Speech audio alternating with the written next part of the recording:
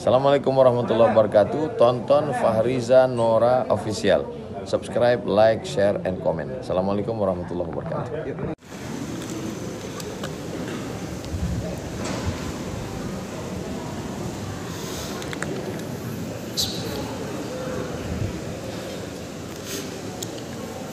Assalamualaikum warahmatullahi wabarakatuh. Alhamdulillahi rabbil alamin. Malikal mulki tu'til mulka man tasha wa tanzi'ul mulka mimman tasha wa tu'izzu man tasha wa tuzillu man tasha biyadikal khair innaka ala kulli syai'in qadir. Asyhadu an la ilaha illallah wahdahu la syarika lah wa asyhadu anna Muhammadan 'abduhu wa rasuluhul karim. Allahumma salli wa sallim ala nabiyyina wa sayyidina al-Mustafa Muhammadin wa ala alihi wa ashabihi ajma'in. Amma ba'd. Rabbi shrah li sadri wa yassir li amri wahlul 'uqdatam min lisani yafqahu qawli. Segala puji bagi Allah, kemudian salawat dan salam pada Rasulullah, pada keluarga dan seluruh sahabat-sahabatnya yang Allah muliakan insyaallah. Bapa pimpinan kita, yaitu Bapa Kecil beserta Tengku Imam Syekh, Tengku Imam Masjid, seluruh perangkat dan petua kampung, juga yang kami muliakan Bapak Kapolsek Bandar Sakti yang telah berhadir, dan seluruh guru-guru kami, tengku-tengku, ustaz-ustaz. Izinkan kami sejenak tanpa bermaksud menggurui, karena kami sadar kami berada di tengah-tengah orang-orang yang berilmu, kami berada di tengah-tengah orang saleh, namun kehendak Allah membiarkan kami berada di hadapan Bapa dan Ibu. Bapak Ibu yang Allah muliakan, sebelum kita sambung, karena mengingat waktu Isya tinggal hanya beberapa menit, maka perlu kita sepakati lebih dahulu, dan perlu kita fahami bahawa mengumandangkan azan hukumnya sunnah. Artinya tanpa azan pun kita boleh mendirikan jamaah. Silakan merujuk ke kitab-kitab fikih. Jadi azan itu bukanlah menjadi syarat sah salat. Jadi jangan sampai menimbulkan fitnah. Jadi seakan-akan dengan kegiatan malam ini nanti di luar akan ada suara gara-gara Isra Mi'raj, azan-azan anak. Jadi ini akan menimbulkan fitnah. Maka perlu kita fahami lebih dahulu bahawa memandangkan azan adalah sunnah. Kemudian dibolehkan dalam pandangan para ulama untuk menunda azan apabila tidak mengganggu orang-orang yang datang ingin melakukan salat di awal waktu. Maka kadang-kadang sering terdengar di pesantren-pesantren azan berkumandang jam 9, jam setengah 10. Apakah dibolehkan? Dibolehkan dalam banyak pandangan ulama. Syaratnya bukan di masjid yang orang datang lalu lalang untuk melakukan salat jamaah. Maka perlu disepakati di awal, apakah kita akan mengumandangkan azan lebih dahulu atau kita akan mengambil waktu 10 menit, setelah itu baru kita azan. Kalau kita azan lebih dahulu, otomatis orang ingin melakukan salat sunnah qabliyah tidak bisa melakukannya. Habis azan kadang dengar ceramah long-long nak mengan adil ceramah. Tapi kalau bisa kita tunda azan, tidak mengapa. Rasulullah pernah menunda azan zuhur karena terlalu teriknya matahari, setengah jam dari azan zuhur. Jadi mudah-mudahan tinggal kita ambil kesepakatan kita Kalau kita tunda azan, maka setelah itu kita bisa langsung qabliyah dan melakukan salat. Begitu saya rasa.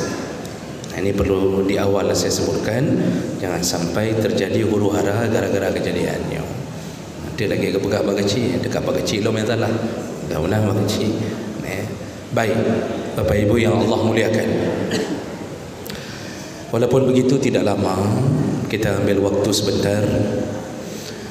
Saya tidak akan berbicara dan membahas kisah terjadinya Isra Mi'raj dari awal sampai akhir.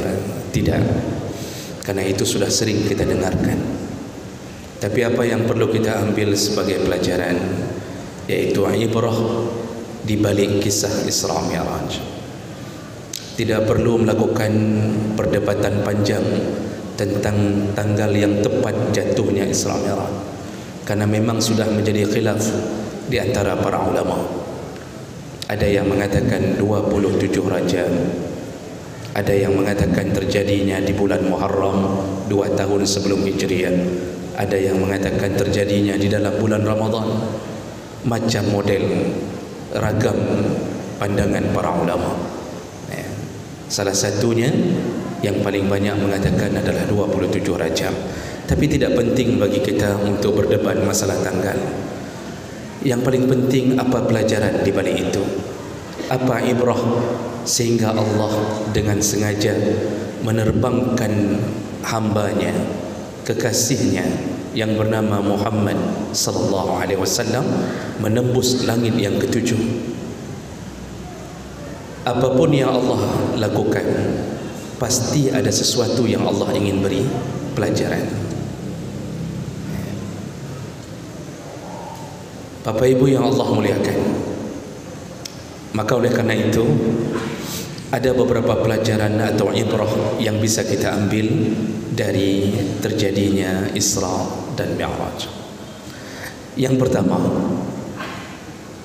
dengan Isra Mi'raj ini Allah menginginkan kita percaya dengan sepenuh hati bahwa Allah bisa melakukan sesuatu yang mustahil pada manusia.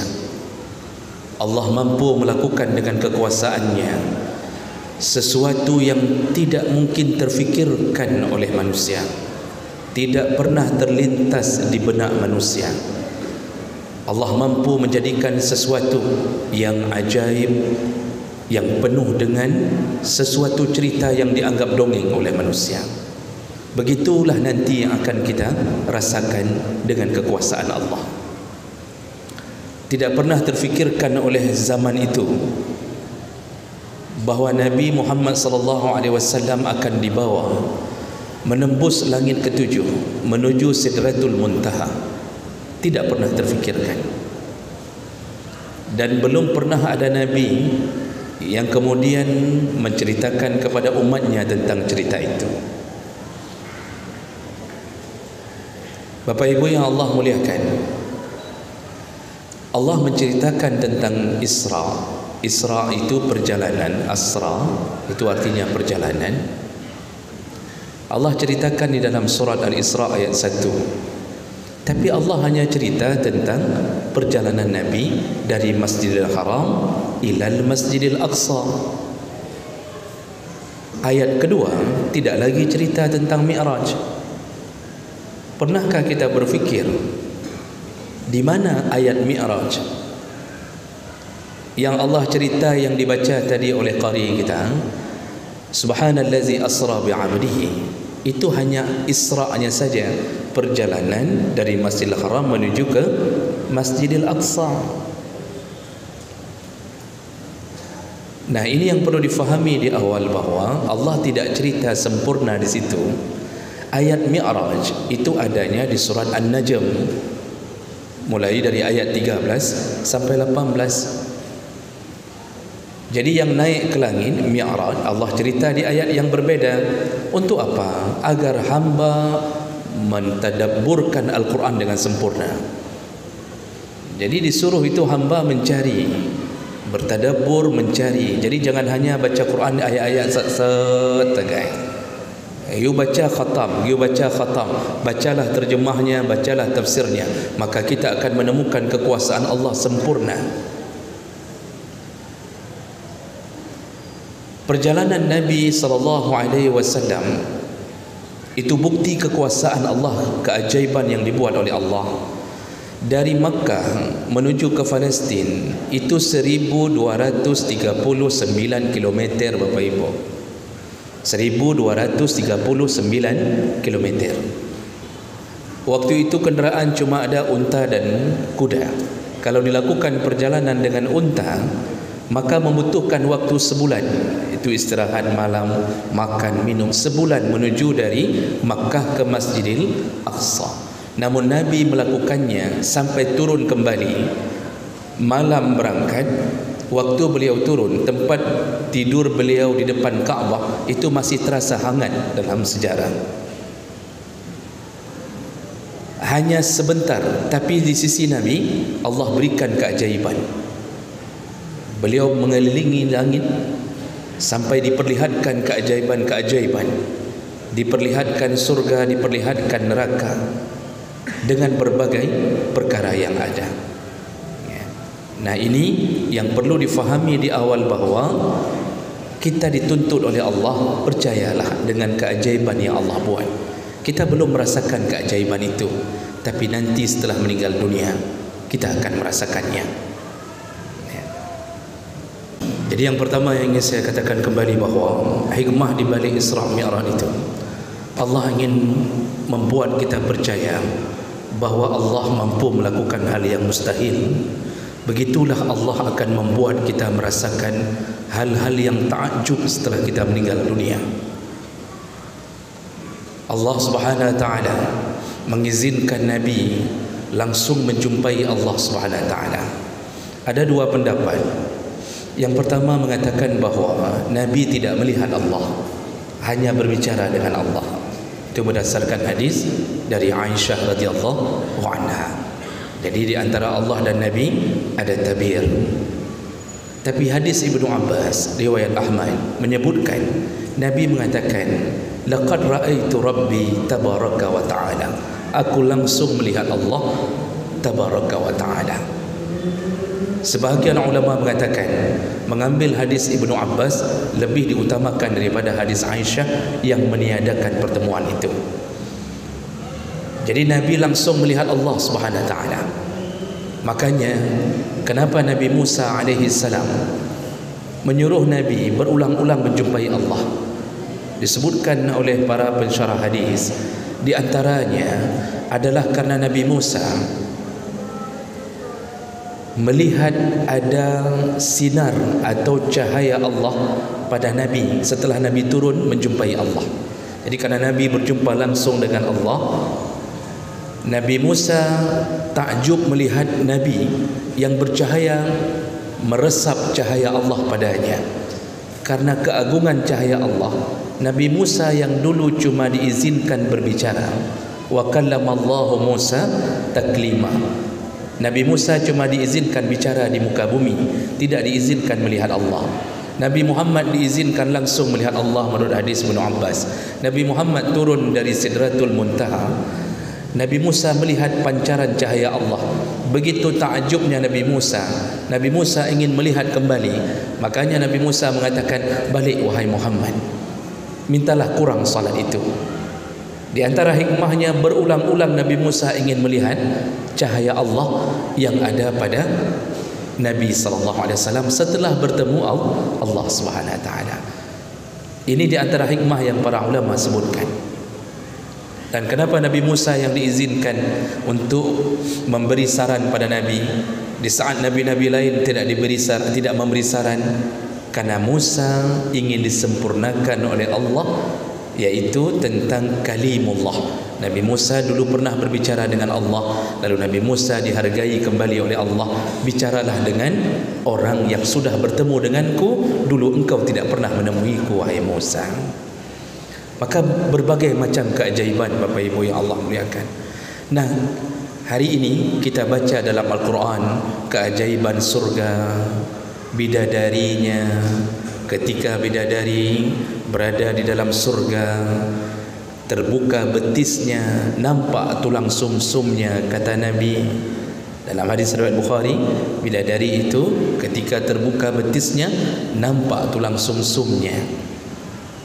Isteri kita yang mirip bidadari pun ketika betisnya terbuka nampak bekasan luka waktu kecilnya. Bahasa Inggris ni cabuk. Begitu indahnya bidadari sampai tegukan air yang masuk ke dalam tenggorokan tembus pandang, transparan. Rumah-rumah di surga, kata Nabi, rumah di surga, hadis sahih, terbuat dari emas, perak, batu pualam, permata, yakut, marjan, mutiara. Itu rumah kita. Seluas mana rumah kita? Seluas mata memandang, kata Rasulullah sallallahu alaihi wasallam. Keajaiban. Orang hari ini antara percaya dan tidak. Bukankah Nabi yang mengatakan ketika engkau membayangkan surga, semua bayanganmu salah? Karena surga itu tidak pernah terlintas dalam pikiran. Yang Allah gambarkan dalam Al-Quran itu hanya yang bisa dicapai oleh otak manusia. Ketika Allah katakan jannatin tajri min tahtihal anhar, kita membayangkan seperti sungai, kurung simpu, kurung tuan, kurung nyo, kurung jik. Padahal Masya Allah itu di luar kuasa kita. Indahnya luar biasa. Bayangkan bagaimana nanti gelas-gelas yang ada dalam surga, kata Allah, airnya naik melebihi daripada mulut gelas dan dia masih berdiri, tidak tumpah. Tidak ada efek gravitasi di sana. Keindahan semuanya indah-indah. Maka nanti rasakanlah. Tapi percaya dulu tentang Allah punya kuasa membuat sesuatu yang kita tidak percaya hari ini. Begitulah keadaan ketika Isra Mi'raj. Allah ingin mengatakan, percayalah kepadaku, engkau akan merasakan keindahan seperti Nabimu melihat keindahan di balik langit yang ketujuh. Itu langit ketujuh, Pak. Langit ketujuh itu yang ditembus Nabi itu, yang kita naik pesawat itu belum sampai ke langit pertama pun. Kita mengira langit itu di balik awan. Pesawat telah berada di balik awan, langit pun belum sampai. Masya Allah, Nabi SAW dalam hitungan hanya beberapa jam kembali sampai setelah melewati seluruh semesta alam ini. Jadi bagi mereka yang mungkin masih ragu-ragu, dalam sejarah disebutkan Nabi itu malam Isra itu beliau tidur di rumah sepupunya yang bernama Hindun binti Abdul Muttalib, binti Abu Talib. Jadi anaknya Abu Talib bernama Hindun, sering dipanggil dengan nama Ummu Hani. Kebetulan beliau tidur di situ. Di tengah malam beliau keluar untuk salat. Salatnya salat sunnah, belum ada salat wajib. Salat tahiyatul masjid itu telah diberikan oleh Allah petunjuknya, tapi tidak diturunkan tentang salat wajib. Nanti waktu naik baru ada salat wajib.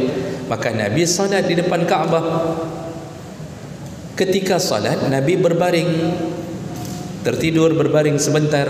Disitulah dalam keadaan seliu, bahasa Acehnya seliu, antara sadar dan tidak mau tidur begitu. Disitulah malaikat Jibril mendatanginya, lalu membawa Nabi setelah Nabi dibersihkan dadanya, dioperasi kedua kalinya untuk menuju kepada Allah. Makanya orang kalau mau menghadap Allah disuruh sucikan hati, sucikan badan. Makanya gaya wudu lalu disuruh khusyuk untuk bertemu Allah Subhanahu wa taala. Nah, ini hikmah pertama. Hikmah kedua. Hikmah pertama ada lompetrip dia, Pak. Punya lompetrip habis-habis ni. Kita terpaksa ngambil solat Isya yang fadilah kedua nanti. Karena solat Isya itu ada dua fadilah. Fadilah di awal waktu dan fadilah di akhir waktu. Pahalanya sama besarnya. Ini kalau kita tidak berhenti terpaksa kita ngambil yang di akhir waktu. Jadi payah dadang kedih boleh malam baru lagi ceramah. Jadi tidak mungkin. Maka kita hikmah pertama itu yang harus kita fikirkan. InsyaAllah kita akan bertemu Allah, melihat Allah seperti Nabi melihat Allah. Karena dalam hadis Nabi disebutkan kita akan melihat Allah seperti melihat bulan purnama. Berimanlah dengan cara itu. Yang kedua, hikmah Isra' Mi'raj itu adalah Allah ingin mengatakan kepada kita, di balik kesedihan, kesulitan hidup kita, Allah tetap janjikan kegembiraan hidup. Di balik kesulitan, Allah berikan jalan keluar hidup. Kenapa begitu hikmahnya? Lihat bagaimana sebelum terjadinya Isra' Mi'raj. Itu tahun Isra' Mi'raj itu disebut dengan Amul Huzni, tahun kesedihan. Kenapa disebut dengan Amul Huzni? Yang pertama, meninggalnya Khadijah, isteri Nabi yang tercinta. Nabi tidak pernah poligami selama bersama Khadijah. Nabi baru mulai poligami setelah meninggalnya Khadijah. Maka Bapak Ibu, jangan poligami kecuali setelah meninggal isteri pertama. Ini kabar gembira bagi ibu-ibu. Nyonya pegah bak orang lintun, jangan dengar pun. Pereh meninggal lu, baru je nak minta Aisyah, Hafsah, cari nanti setelah meninggal saya. Itu pun kalau ibu-ibu bersifat seperti sifat Khadijah. Bukankah Nabi yang mengatakan ketika Aisyah tersinggung nama Khadijah disebut-sebut? Jadi setelah meninggalnya Aisyah, Khadijah masih disebut-sebut oleh Nabi. Sampai Aisyah mengatakan, "Ya Rasulullah, kenapa engkau terus menyebut-nyebut nama itu? Bukankah ada perempuan yang telah menggantinya dengan lebih baik?" Nabi mengatakan, "Aisyah, jangan engkau ulangi kalimat itu. Karena Khadijah orang yang pertama beriman kepadaku dari golongan perempuan sebelum perempuan lain beriman kepada aku. Khadijah orang yang mengorbankan hartanya kepada aku ketika perempuan lain tidak mau mengorbankan hartanya kepada aku. Khadijah orang yang pertama sekali memberiku anak di saat perempuan lain belum memberiku anak." Artinya semua anak-anak Nabi kecuali Ibrahim itu dari Khadijah semua. Makanya kalau ibu-ibu punya kelebihan seperti Khadijah, bapak-bapak jangan khianat. Jadi dia berkorban jiwa, raga, semuanya dikorbankan seperti Khadijah. Maka di saat itu janganlah khianat. Tapi kalau model ibu-ibu ini tidak bersifat seperti Khadijah, jangankan untuk masak minuman, membuat minuman masakan yang disukai suami, kadang-kadang disuruh apapun tidak mau. Yang model-model begitu, bolehlah. Bolehlah model-model. Dayu pegat deh, pegat kopi, dayu pegat kopi, pegat deh. Ada sehari sampai 2 kali bingkengnya. Jadi piring-piring daya, kemudian gelas-gelas dicampak sana campak sini. Kalau sudah tidak bersifat Khadijah, ya silahkan. Maka Bapak Ibu yang Allah muliakan, Nabi begitu mencintai Khadijah. Begitu Khadijah meninggal, hatinya seakan-akan tercabut dari tempatnya. Begitu sedihnya Nabi melihat pengorbanan Khadijah. Tidak lama setelah Khadijah meninggal, meninggallah Abu Talib, pamannya yang membelanya dari kecil, memeliharanya, pamannya yang paling cintainya. Dan yang lebih menyedihkan, Abu Talib tidak bersedia menerima Islam. Itu yang paling menyedihkan Nabi SAW. Bertambah-tambah sedih Nabi SAW. Ditambah lagi kemudian orang-orang dari suku Taif. Ketika Nabi mengunjungi Taif, Nabi dilempar oleh orang-orang Taif. Pecah bibir Nabi, berdarah dengkul Nabi. Itu semua terjadi di tahun itu.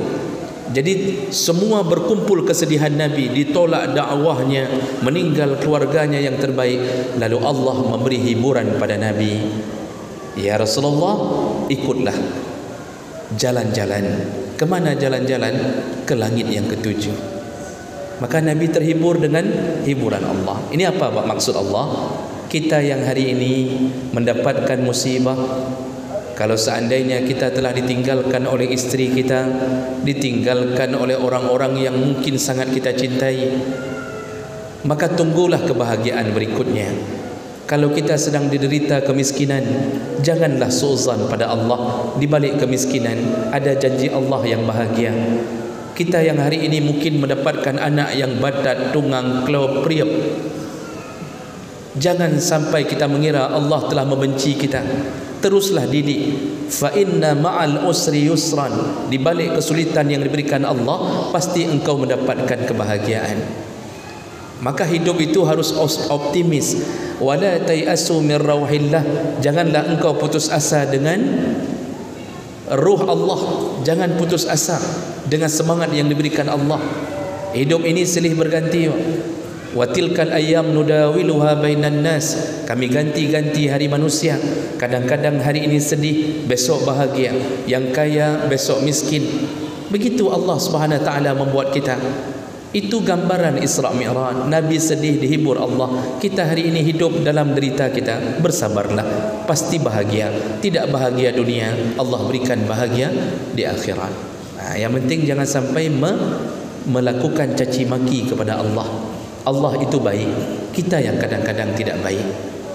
Ini hikmah yang kedua. Hikmah yang ketiga, di hari Isra Mi'raj, di malam Isra Mi'raj, Allah memberikan satu hadiah terbesar bagi kita, yaitu as-salah. Ini sudah sering dibicarakan. Tapi yang jadi pertanyaan, kenapa salat? Kenapa enggak diturunkan saja puasa? Kenapa enggak diturunkan masalah zakat? Kenapa haji tidak diambil di malam Isra Mi'raj? Kenapa salat? Apa rahsia sehingga salat? Bapak Ibu yang Allah muliakan, Nabi sebenarnya tujuan perjalanan pertama itu disuruh jumpa sama Allah untuk menghibur Nabi sallallahu alaihi wasallam. Lalu Allah beri hadiah, yaitu salat. Kenapa salat yang Allah beri, bukan ibadah yang lain? Sepakat para ulama mengatakan, karena sebagaimana Nabi berhubungan dengan Allah di malam itu, maka satu-satunya ibadah yang paling cepat bisa membuat kita terhubung dengan Allah adalah salat. Kalau Nabi bisa langsung jumpai Allah, lalu di tangannya tergenggam salat, maka kita hari ini bisa juga jumpa dengan Allah melalui apa? As-salah, salat. Makanya orang ketika sedang salat, dia sedang berbicara dengan Allah, namun dia tidak mendengarkan bisikan Allah Subhanahu wa taala. Coba buka hadis riwayat Muslim. Allah mengatakan, ketika engkau membaca Al-Fatihah, maka Allah menyahut setiap kalimat Al-Fatihah. Ketika kita menyebutkan Alhamdulillahirabbil alamin, Allah sahut, kata Nabi. Apa kata Allah? Hambaku telah memujiku. Kita sebut Ar-Rahman Ar-Rahim, Allah katakan hambaku telah menyanjungku. Malik Yaumiddin, Allah mengatakan hambaku telah meninggikanku. Lalu ketika kita sebutkan iyyaka na'budu wa iyyaka nasta'in, Allah mengatakan ini bahagian antara aku dengan hamba, maka ku beri apa yang dia minta. Jadi kita menyembah dan meminta tolong, maka Allah mengatakan ini bahagianku dan bahagian hamba. Ihdinas siratal mustaqim, siratal ladzina an'amta 'alaihim ghairil maghdubi 'alaihim. Allah sahut, ku berikan, ku kabulkan apa yang kau minta. Makanya Al-Fatihah itu wajib. Kenapa? Di situ ada komunikasi dengan Allah. Nabi yang kasih tahu. Maka kalau mau berhubungan dengan Allah, salat. Orang yang sudah berhubungan dengan Allah, selepas salat Allah jaga. Makanya orang yang ronyo, pekan yang begal-begal itu, yang tauran-tauran itu, coba tanya, naik semayang, tidak pernah bertemu Allah Subhanahu wa taala. Mungkin orang tuanya pun tidak pernah memperkenalkan cara bertemu Allah Subhanahu wa taala. Maka orang yang tidak salat cenderung tidak ada nasihat dari Allah, tidak dijaga Allah Subhanahu wa taala. Maka oleh karena itu Allah katakan, hafidhu 'alas salawat was salatil wusta. Jagalah semua salat, terutama salat asar. Jagalah, kata Allah. Orang yang salat, Nabi mengatakan diberi 3 perkara oleh Allah. Man hafadha 'alaiha kana lahu nur. Yang pertama, diberi cahaya oleh Allah. Orang yang salat diberi cahaya. Apa yang bercahaya? Hatinya. Seperti senter dalam kegelapan. Orang salat masuk dalam gelap, tahu mana jalan yang baik. Makanya orang sembahyang enggak get. Maka bapak ibu kalau kawinkan anak, kawinkan dengan orang yang salat. Kalau bapak ibu mau kawin kembali, kawin juga dengan orang yang salat. Ini tidak. Kawinkan anak, lihat dia naik apa, Pajero kah, Avanza, itu pun dipilih. Avanza yang veloz atau yang biasa. Nyan pertimbangan. Anak kita naik Avanza, sekali naik waktu intat darah baru, pulang sudah kena tumbuk dalam Avanza. Kenapa? Ternyata tidak salat. Kawinkan sama yang salat. Ibu-ibu juga begitu. Kalau ada anak gadisnya suruh kawin sama siapa? Yang salat. Suruh cari siapa? Ustaz, suruh cari. Yang aso-aso jamaah dalam masjid, itu dia suruh cari. Jadi itu yang penting sekali. Itu cara berhubungan dengan Allah, sebagaimana Nabi berhubungan dengan Allah di malam Isra Mi'raj. Makanya cuma salat yang diturunkan. Kenapa tidak langsung 5 rakaat? Kenapa tidak langsung 5 waktu? Kenapa harus berbulak balik? Kan sebenarnya bisa bagi Allah, Muhammad, sudah 5 waktu saja. Itu kan hak Allah. Tapi kenapa Allah buat skenario bulak balik? Kata Nabi Musa, balik Muhammad, aku telah menyuruh umatku, mereka tidak mampu. Mereka besar-besar badannya. Orang-orang dulu besar-besar. Kita saja yang hari ini terlalu kecil. Kita ini semampai-semampai. Nabi Adam itu 30 meter. Nabi Adam 30 meter, 60 hasta kata Nabi. Dinosaurus 8 meter paling tinggi. Dinosaurus 8 meter paling panjang. Nabi Adam 30 meter.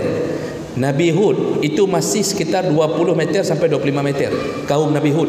Maka kaum Nabi Hud itu bisa buat rumah di dinding batu yang mereka enggak perlu tangga. Ini yang perlu kita fikirkan, bahawa patutlah kita hari ini berhubungan dengan Allah Subhanahu wa taala agar kita mendapatkan cahaya hati. Yang kedua kata Nabi, kita dapat burhan. Nuran wa burhanan kata Nabi. Yang salat dapat burhan. Apa itu burhan? Tanda bukti dia salat.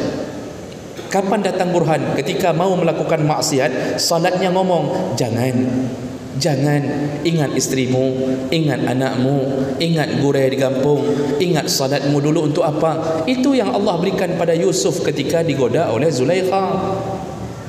Walaqad hammat bihi wa hamma biha laula ra'a burhana rabbih. Seandainya Yusuf tidak diturunkan burhan oleh Allah, maka Yusuf pasti akan berzina dengan Zulaikha. Maka orang yang salat hari ini tanha 'anil fahsya' wal munkar. Orang salat itu biasanya itu tercegah dari melakukan keji dan mungkar. Akibat apa? Diberikan burhan. Maka yang remblong itu orang hendak sembahyang. Remblong itu orang enggak salat. Dumpu puput. Semua dia lakukan. Pukul isteri juga dia, sabu-sabu dia. Maka isteri yang sering kena pukul itu gara-gara menikah dengan suami tidak salat. Suami pun begitu, kalau dapat isteri tidak salatnya remblong. Kita kasih belanja 5 juta, sehari tahan 5 juta itu, Pak. Kan remblongnya. Nanti minta lagi.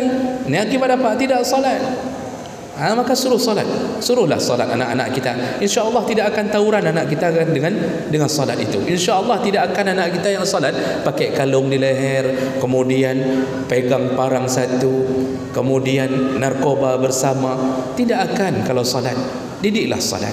Dan yang terakhir, kenapa Allah berikan salat? Karena salat diberikan najatan, keselamatan di hari kiamat.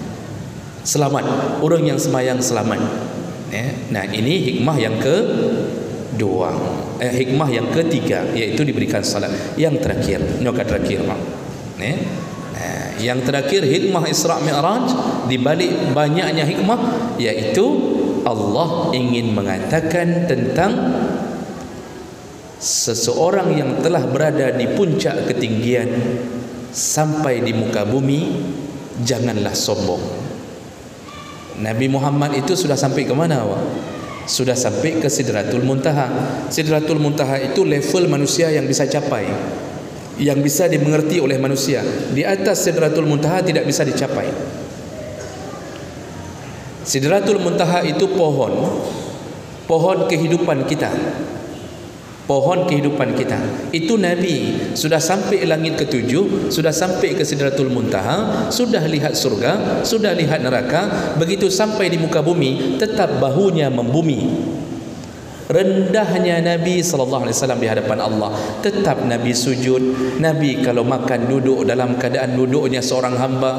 Nabi tidur di atas tikar yang tidak ada spring bednya. Nabi bergaul tetap mengucapkan salam. Nabi bertemu tetap jabat tangan sahabatnya.